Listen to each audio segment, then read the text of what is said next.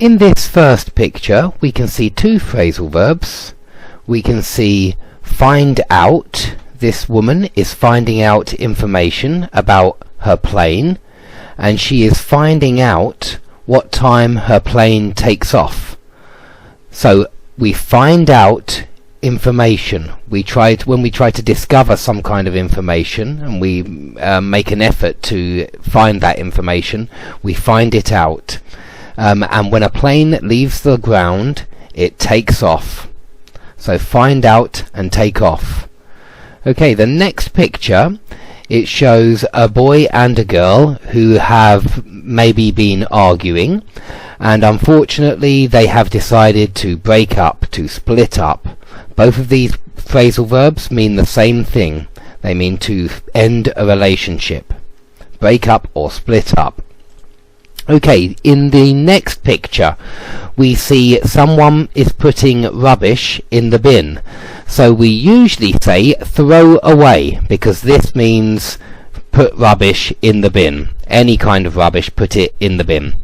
But we can also say get rid of, which is similar to throw away, but it has a wider meaning, because it can also mean to sack someone at work. You get rid of an employee, or perhaps just get rid of a possession, perhaps some old clothes. You get rid of them because they don't fit you anymore.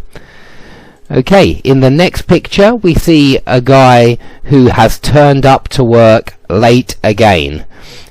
So we use turn up, which means arrive, and it's a synonym of show up. He showed up late for work again.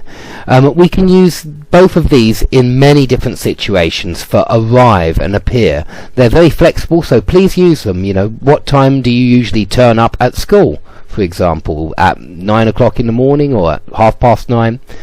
Okay, the next picture shows a form, and on a form you must write things down. So write something down is used for any act of writing on paper, and when you write down all of the answers to the questions which are asked on a form, you have filled it in. You fill in a form. Okay, so please use fill in for forms and write down for any act of writing. The next picture we see a young girl who has fallen over. We can also say, because she is ice skating, and ice skating is on a very slippery surface, we can say she slipped over. So slip over, you slip over in winter when there is ice on the street. But fall over is a wider meaning, and you can fall over in many different situations. Okay, so fall over and slip over. The next picture shows two people who have a good relationship. So we say that they get on well with each other, or just get on with each other. We often use this for members of family, but we can also use it for friends as well. So they get on well with each other.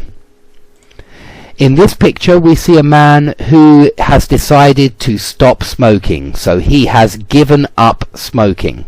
Give up smoking. We can use give up with alcohol, or even with chocolate and coffee. It's any kind of bad habit or unhealthy habit. You can also say cut down. He is cutting down on cigarettes, but this is different. This means that he has gone from smoking 10 every day, and now he only smokes 2 every day. So he has cut down on cigarettes.